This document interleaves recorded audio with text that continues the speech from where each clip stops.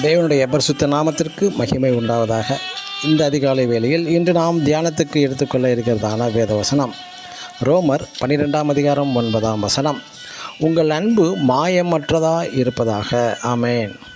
இன்று நாம் அன்பு என்பது வெளிப்படையாகவா அல்லது உள் ஆள் மனதில் என்று சற்று என்று எப்படி என்று தியானிப்போமாக.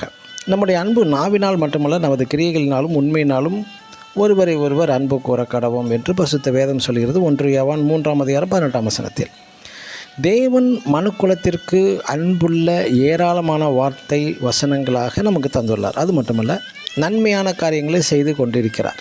தேவன் தமது வார்த்தைகளில் மட்டுமல்லாது தமது சொந்த ஒரே பேரான குமாரனையே நமக்கு ஈடுபலியாக தந்து இவ்வளவாய் உலகத்தில் அன்பு கூர்ந்தார் என்று யோவான் 3:16 வாசிக்கலாம்.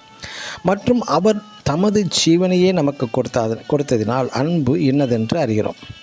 தேவனுடைய அன்பு வெறும் வார்த்தை வசனங்களில் மட்டும் முடிந்து விடாமல் அவரது செயல்களில் மூலம் உறுதிப்படுத்தப்பட்டுள்ளது. அதுபோல நாமும் அன்பு ஒருவர் மீது செலுத்த வேண்டும். சிலர் அன்பு ஒழுக பேசுவார்கள், ஆனால் செயல்களில் ஒரு துரும்பை கூட நகர்த்தி வைக்க மாட்டார்கள்.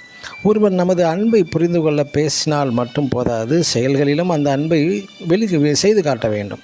உதாரணமாக, ஒரு மனிதன் தன் மனைவியிடம், உனக்காக என் உயிரையே விட ஆயத்தமாக இருக்கிறேன், அதனால் நீ பயப்படாதே, நான் இருக்கிறேன் என்று அடிக்கடி மனைவியின் மனதை கூல் செய்து இடம் பிடித்துள்ளார். ஒரு நாள் இருவரும், அதாவது கணவனும் மனைவியும் ஒரு குறுகிய பாலம் வழியாக ஆற்றை கடந்து சென்று கொண்டிருக்கும்போது கால் தவறி ஆற்றில் மனைவி விழுந்து விடுகிறாள்.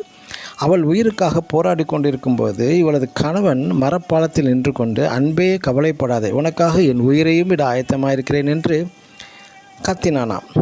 ஆனால் அவளை காப்பாற்ற சிறிது முயற்சி கூட எடுக்கவே முன் வரவே இல்லை. எனக்கு அருமையான தேவனுடைய ஜனமே, இன்றுள்ள அன்பு அநேகரிடத்தில் சொற்களில் மட்டுமே காணப்படுகிறது, ஆனால் செயல்களில் செயல்படுவதே கிடையாது. ஆமென்.